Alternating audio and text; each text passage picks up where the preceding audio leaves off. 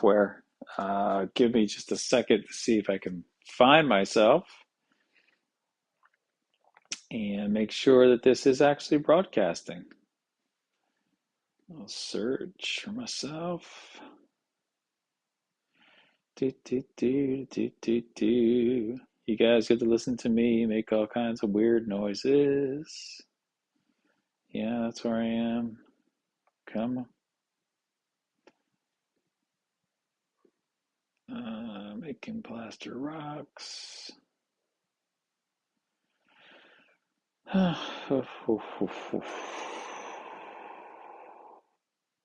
there we go.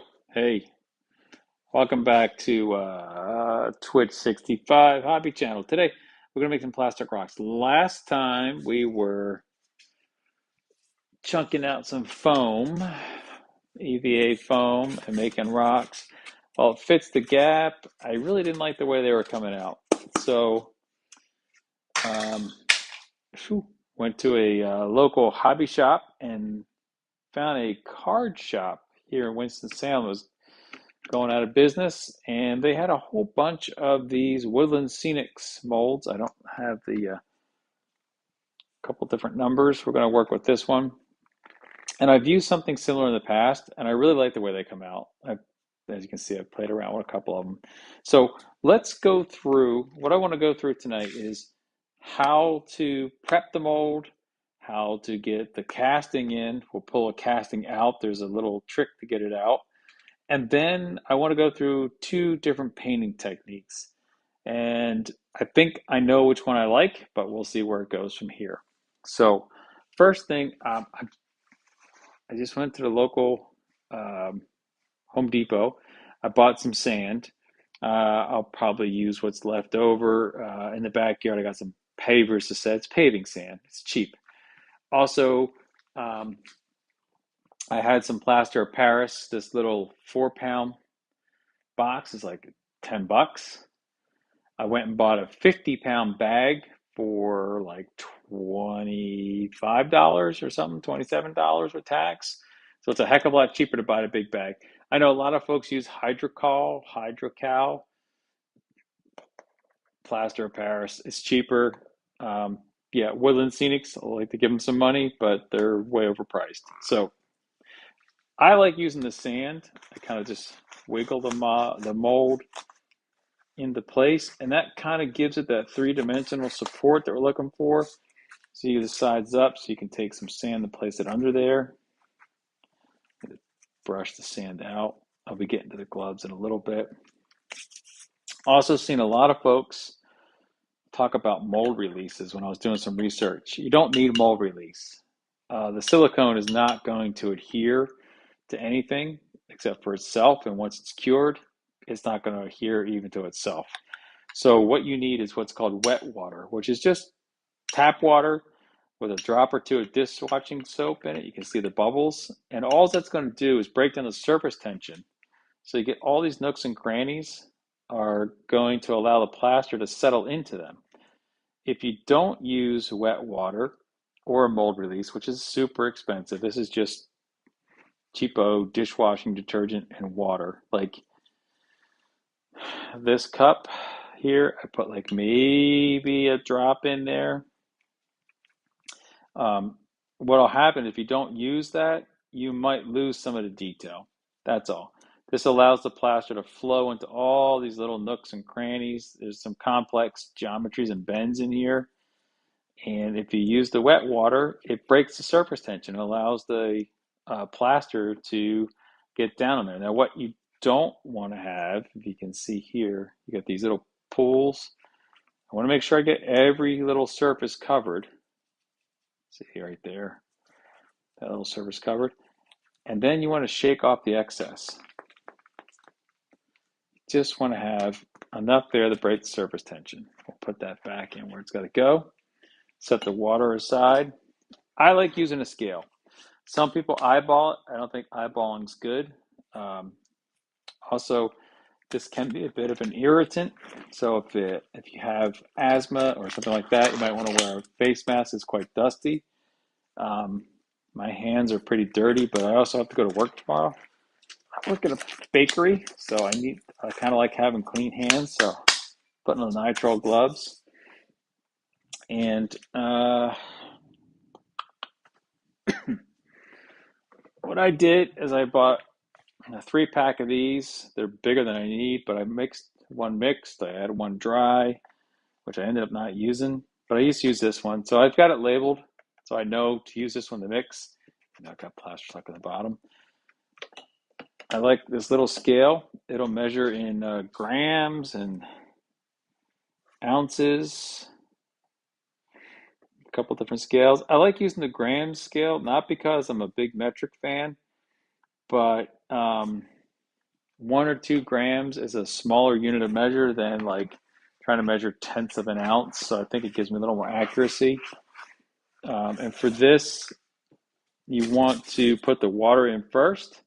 I think this mold takes about somewhere around 200 grams. So it's a 2-to-1 mix. So I'm going to start by adding, I like to go a little bit wet. So probably can't see the number going up, but I'm at 78. If I'm at 100, saying 20,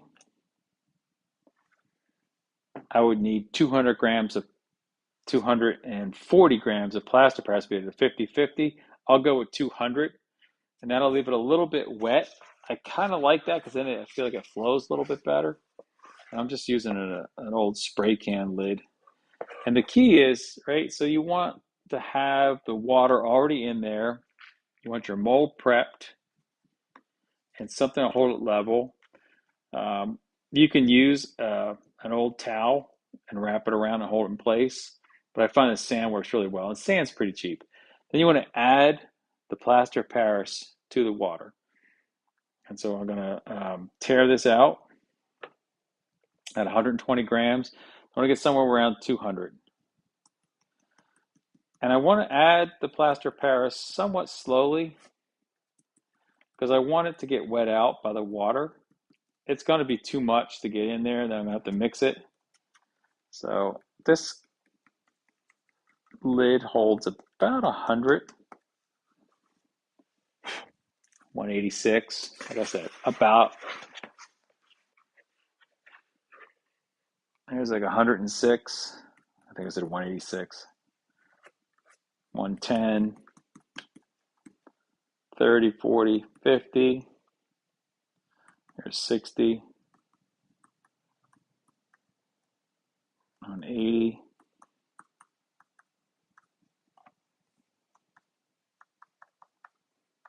There it is, about 200 grams of powder. I'm going to take, I like using these old wooden spoons because they're easy to mix up. And you want to move the wet or the dry into the wet. And what we're looking for is no dry spots, right? So we got to get the water and the plaster Paris well integrated. You've got 5 to 10 minutes of working time. I say spend a good bit of time, 2 or 3 minutes, mixing it up. You can see it's quite loose right now, and you want it more like pancake batter, a thick pancake batter. You don't want any dry lumps or spots. So you can see there's one right there. Maybe you can see it. I don't know. But we'll just keep mixing that. There we go. Now we got some looseness to it. The bubbles will come out, but we want the bubbles to be on the back side. So once I get it to a nice consistency, see all these bubbles are coming to the surface. It's thick enough, but we don't want to sit too long. And we're just going to pour it off into the mold. See the wet water's doing its job. And like I said, you've got a good solid 5 to 7 minutes working time once you get done mixing it up. I've been working with the other molds so much, maybe 200 was not enough. But the nice thing with these molds, even if you don't fill it completely, you still get a rock face. If you just want this end, you can just tilt it up and just go with that end, and you'll get a bit of a rock. Even if it cracks coming out of the mold and all that good stuff, you still get a nice little rock face that you can put in someplace. I'll show you what I mean just here, just a second.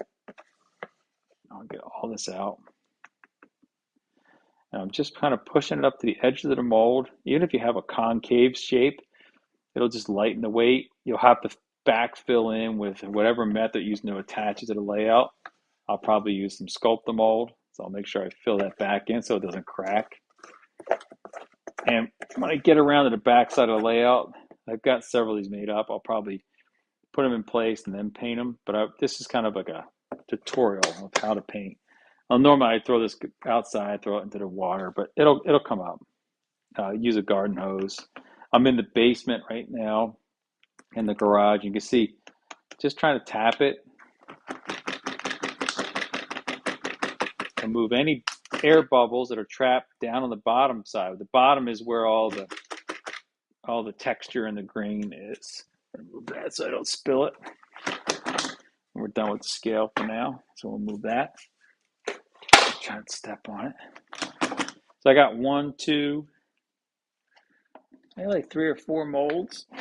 Got this big one, man. This sucker. I'm gonna try to figure a way how to put a block of foam or something there so I don't use as much hydrocal. This one's like a river run. I haven't had much success with these, but it'll be fun. I really like this lace one. This one here is my favorite. I think it's called Strata or something. And somewhere I've got an old paintbrush. I like to dip it into the wet water. Just make sure I got this. It's already starting to set up. You can see it's getting hard. This is the back side. I like to put a little texture into it. That way, if I need to attach it to a plaster board or it's got some grooves in it. Excuse me, I've got hiccups. My wife and I just came back from our favorite wings place. A little bit of beer and wings, and I'm going to use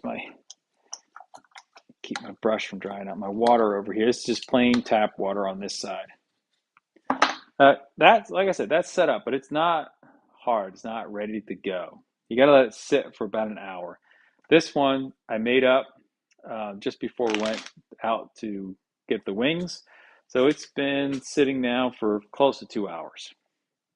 So I'm going to take this sand box and move it down to the floor, out of the way.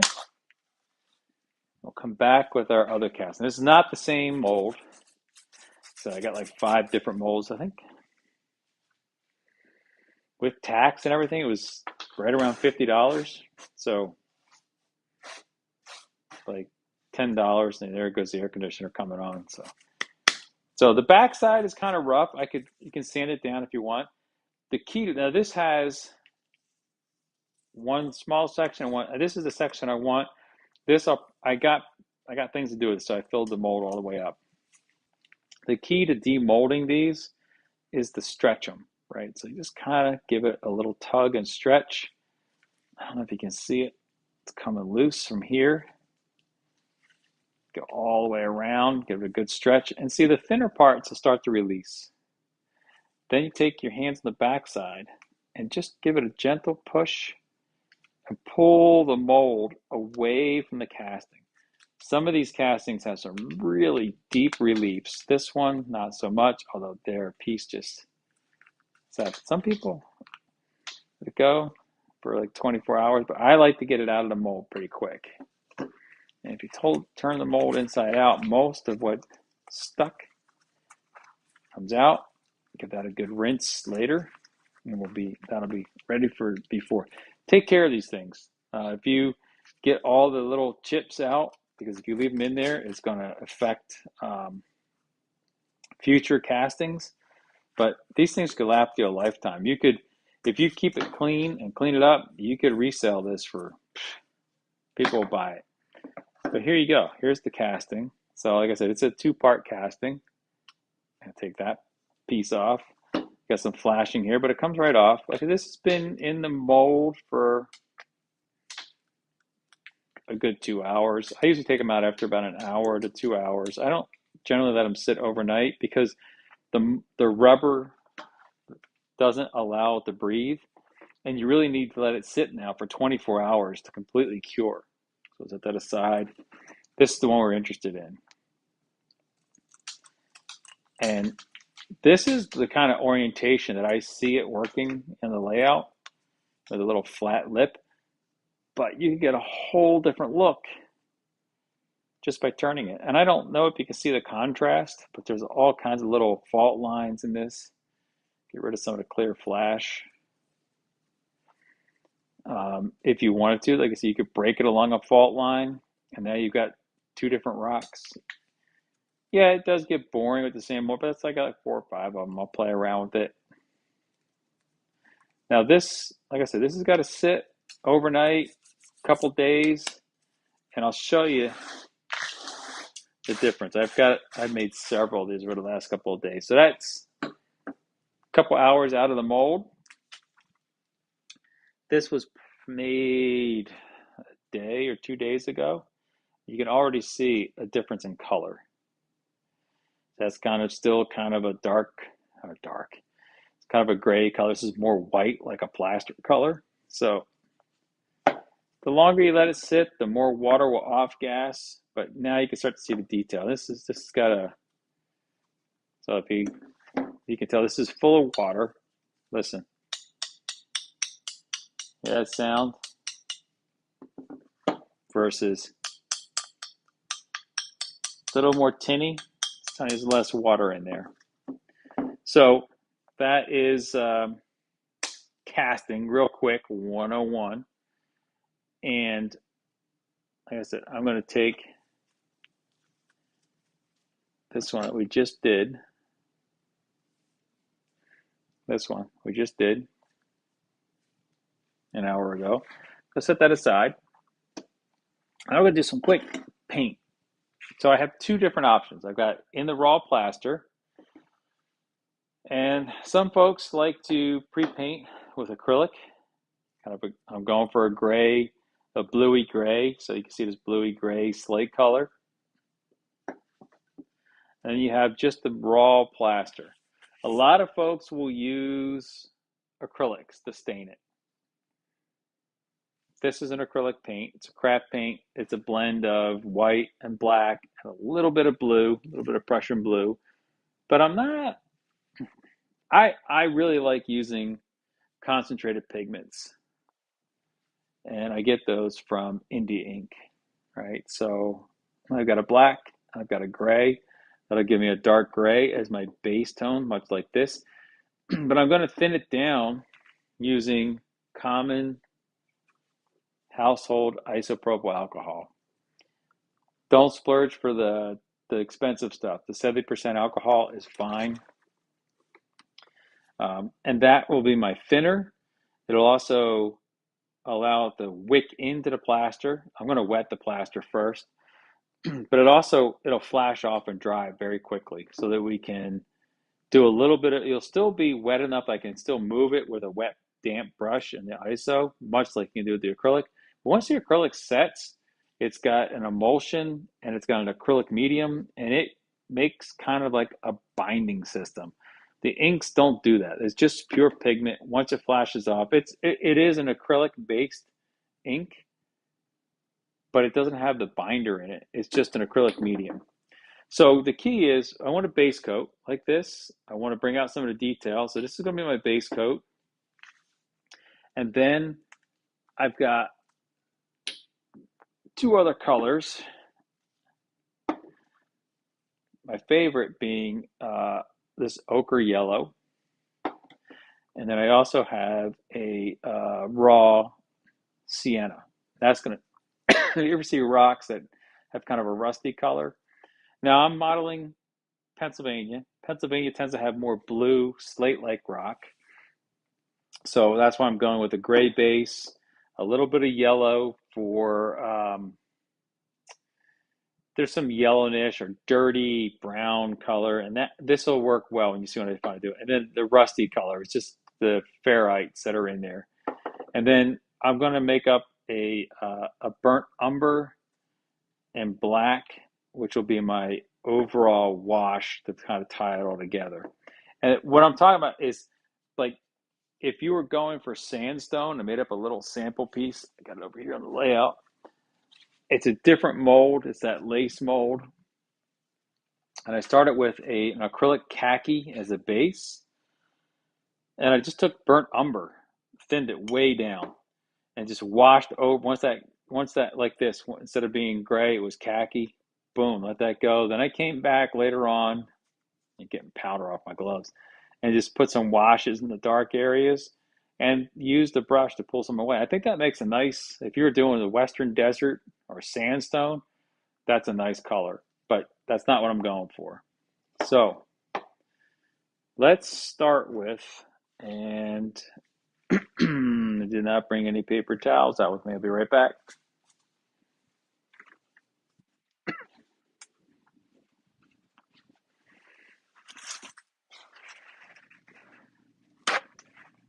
So we need the paper towels. I'm not too worried about this wood getting stained, but it's good practice because the inks will stain and they will not come out. Like if you get them on your carpet, get them on your clothes, on your hands, you got to really scrub hard. So let's start with, I already broke that plaster. Let's start with this one. And what I'm going to do,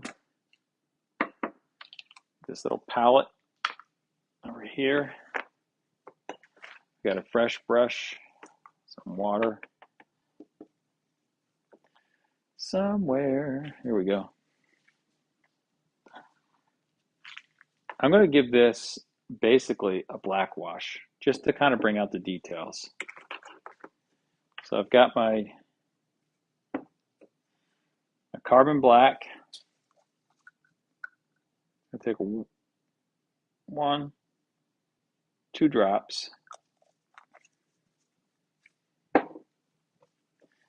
And my household ISO.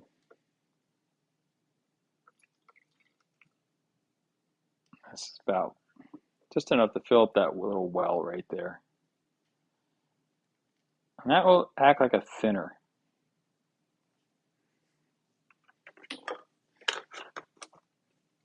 Now the other thing I want to do, I'm going to take my brush. I'm just going to brush on water. Even though it's got the acrylic paint on there, the plaster is still very porous. It wants to soak up your paint, whether it's acrylic, thin, way watered down acrylic, or this technique that I'm going to use. I like to keep that. It keeps it a little bit wetter. It allows me to move things around. Mix that up. And let's see if you can see what I'm talking about. See how that just runs with the water? It's going to give a little bit of a hue change to that bluey gray color. And it's picking out all the little cracks and crevices and texture that the mold has. That when you paint it and it's just monolithic color, you lose all that. Even these areas that look flat, they've got live TV. There you go. It's got a grain to it.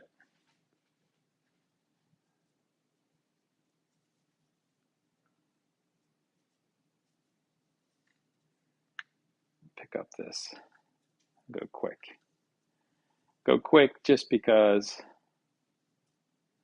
the isopropyl alcohol dries pretty quick. But it doesn't really set up. And so eventually I'll come back and either seal this with, you could use like a scenic cement, Woodland Scenics suggests it's like a 5-to-1 water to Elmer's glue. Or you could just, if you're in a hurry, you could just come back and hit it with a matte acrylic, what do you call it, varnish. Be sure you use matte. You don't want it to be glossy. And so let's set that aside. Now, if I just take some of this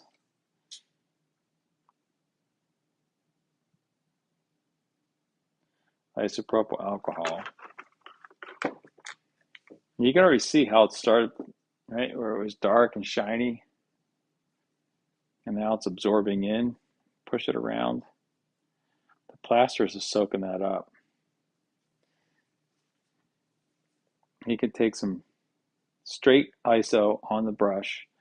Now let's say we didn't want it to be so dark right here. Rub it, and we're right back to the base coat. Same thing on this flat.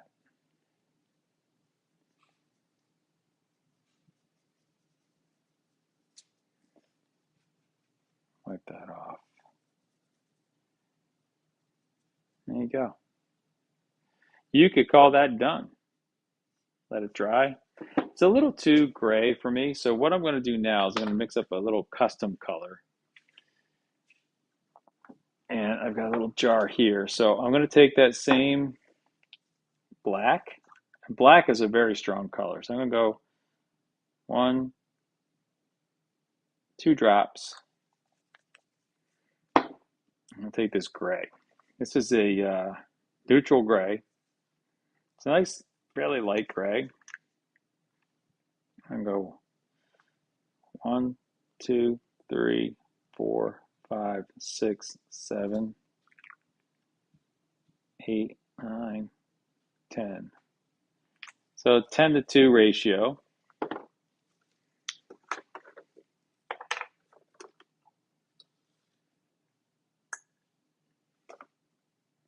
I'm going to dilute this way down.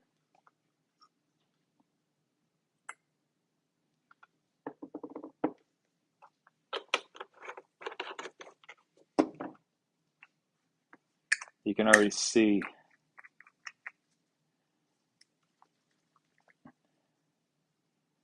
I might have to add more gray. That's a little darker than I want it to be.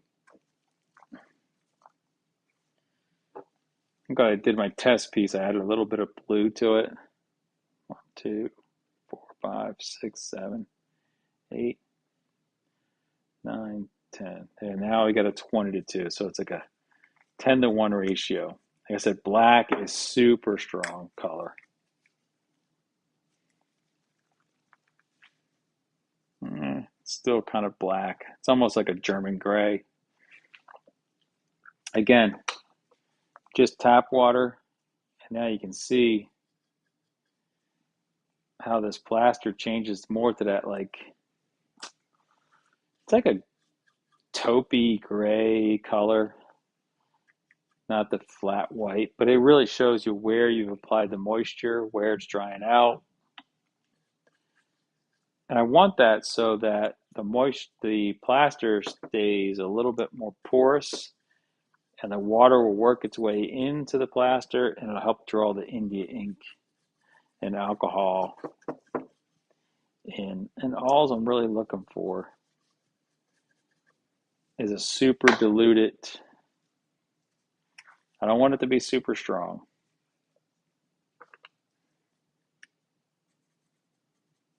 All right, so I take this.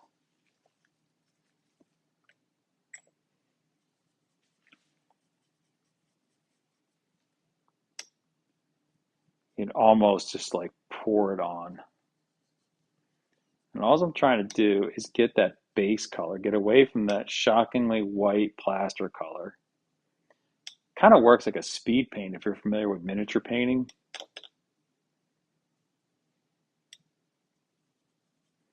In that it'll leave the high spots more white, and in the recesses it'll pull. But because you're working on plaster, it's getting absorbed in. And this will work as a base palette for other colors to come. So let me just get this paint on here, or ink. And I'm not worried about being even. Rocks are not monolithic. They have lots of shades to them. I really like the way that India ink and alcohol leave kind of a pattern, right? It's like it's not crisp at all. And I really think it does a lot of the work for you.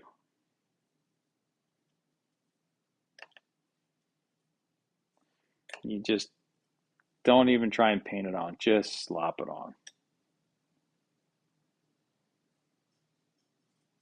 It's like I said, if you get to a spot where you're like, let me just get this all covered and I'll show you what I'm talking about. Even if you see a little bit of white showing through, that's okay. See how that's dark right there? Just grab some pure alcohol, wipe the brush off, brush off.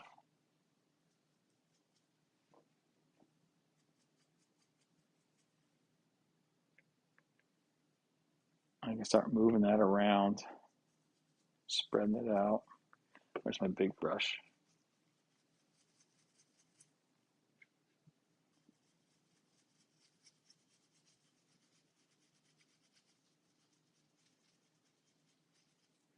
I'm already really liking that look. So let's set that aside.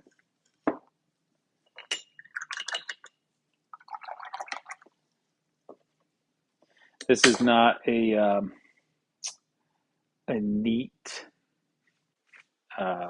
process, if you will. My computer just timed out.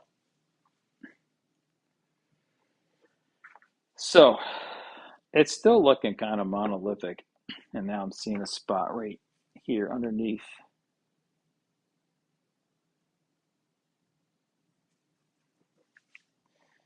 So now we're going to come back with a little leopard spotting. But it's not really leopard spotting. I shouldn't use that term.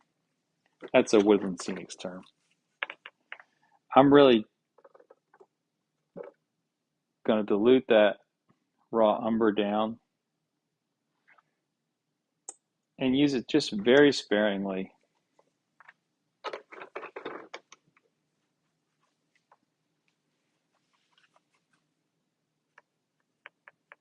If you can see this on camera. But not much.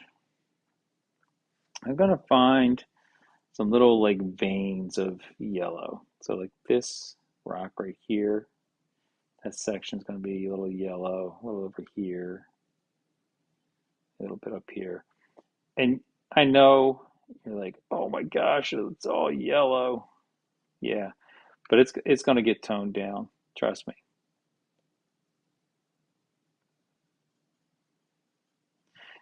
And just to this acrylic with the black on it, let's pick this spot out right here.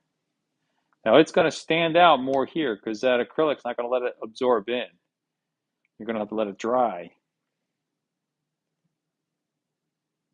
And then come back and tone it back down. But it's going to just give you a shade that there's more than just one color in there. You might have some, I don't know, earthy colors, if you will.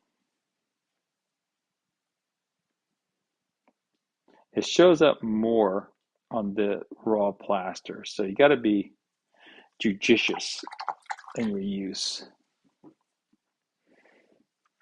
And now I go back to this black.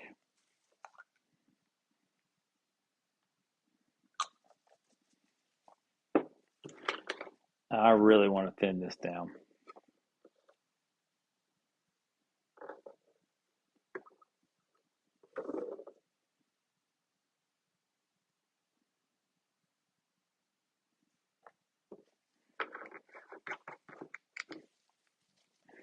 Yeah, like this is just, you can just take the wet brush, push it around.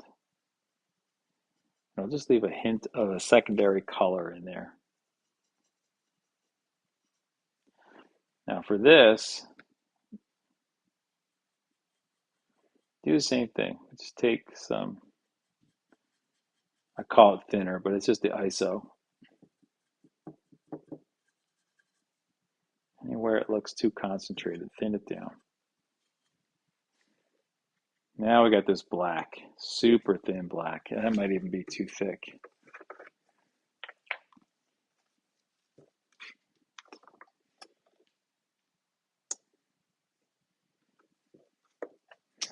Now the beauty of working on a palette, I could just bring some of the pigment over.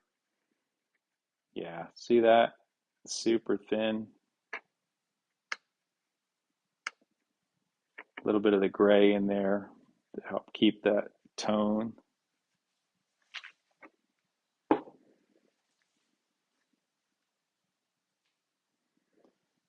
going to take this straight black.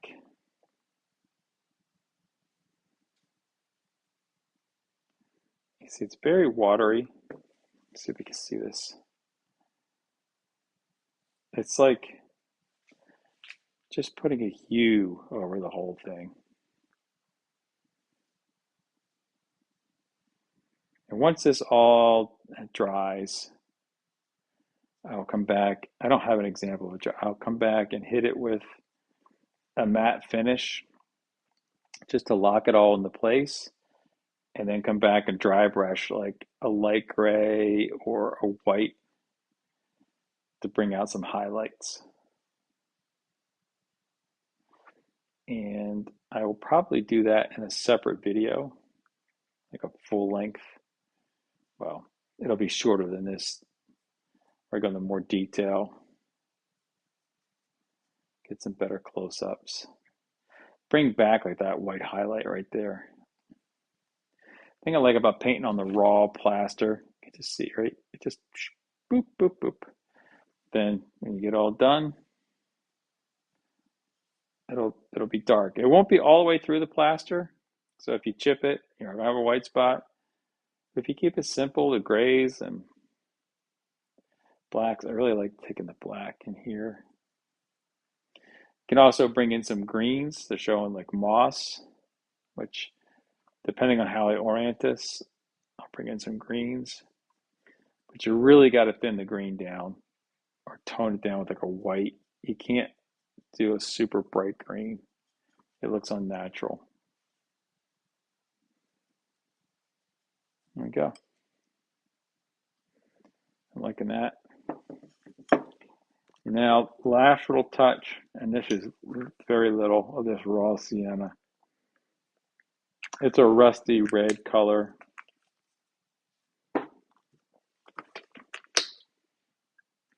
Not even going to pipette that over. Just going to super dilute it. Clean up the brush. And just ever so little. You don't need a lot of this because it'll overpower it. Pick a spot right there. Just a little bit. Let's find a vein. Let's say like right here. Right here, this ridge.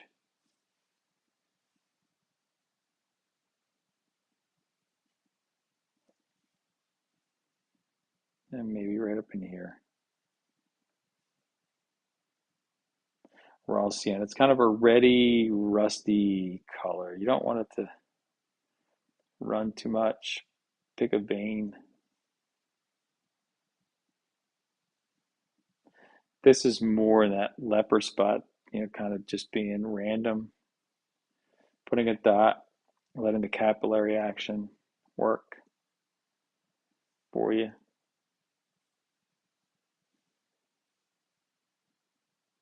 A little bit of staining. There we go. This is ready to set and dry. Now, in that same light, let's come back here with our bluey. It needs a little bit of rusty. Like I said, there's a lot of iron ore. What that white spot is.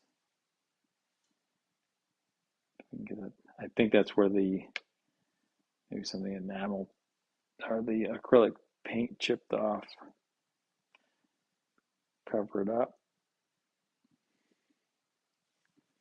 There, that's what you don't want to have happen. But see, because it's got the acrylic base on there, you can just sop it up and then push it around.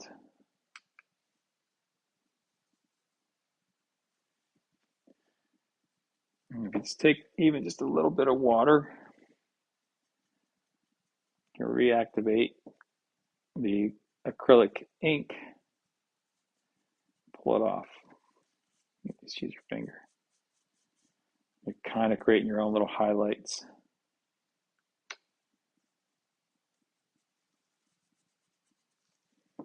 Yeah, that wasn't good. Put the black back in there. Get some definition. For me, this is nice in that you've got a base undertone. Looking very slaty. There's just something really nice about that. It's not super dark. I think this is the technique I'm going to go with on my layout. So I've got some more stuff to cast. I've got a base to build up. Those have got to dry. And like I said, I will hit them with a matte varnish and then come back and do some highlighting on them. And if you give me, I don't know if I have an example that I got, not exactly this technique. Give me a second here. Show you what I'm talking about. In the other room, do I still have my samples? Did I chuck them?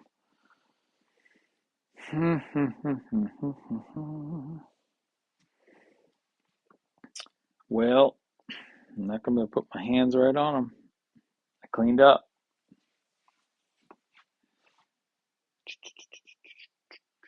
I had done a whole bunch of sample work, but I don't know what I did with it. Other than these little bits, I had some bigger ones. Where did I put them? I don't know. So I had tried, this was the painted acrylic sample, the rust. Then I did, just like I did the black bombing, I went a little heavy-handed with the yellow.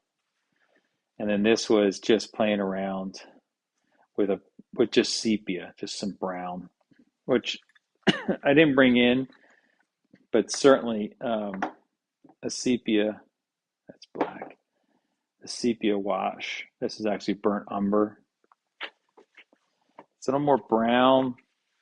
So for some variation on the layout, some of them will get hit with some more browns, browny black instead of bluey black,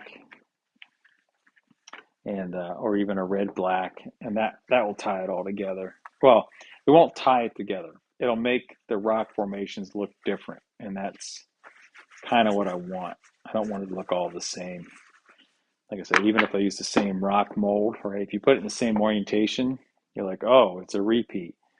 But if you change it up this way, now the color is different. If you had a little bit of even a gap, it's a kind of a rock face, you can break them up. Anyhow, that's it. We've been going now for, I put my glasses on, 43 minutes. And we've covered the real simple basics of how to prep your mold, how to make your plaster up, how to demold, and demold and get your piece right here, and some basic painting techniques. In fact, if we grab the one we started with at the beginning, it's almost been an hour, so we could actually demold this. Yeah, this one you still got some warmth. This is an exothermic reaction. Hopefully it doesn't crack. As I push up from the bottom and kind of peel the mold away from the rock formation. If you remember, this has a bit of a deep cut into it. So this is where you're, just be careful. But again, if it breaks, it's not the end of the world. See, it's got some really deep cuts in it. Probably peeling this off a little too early. There we go. Clean that up. That's a really cool looking rock face. Probably a little more Western style sandstone. It'll work. I want some different looks. All right, so you can even see where those go together. All right, and my AirPods are running out of power, so I will end this and say thank you and good night.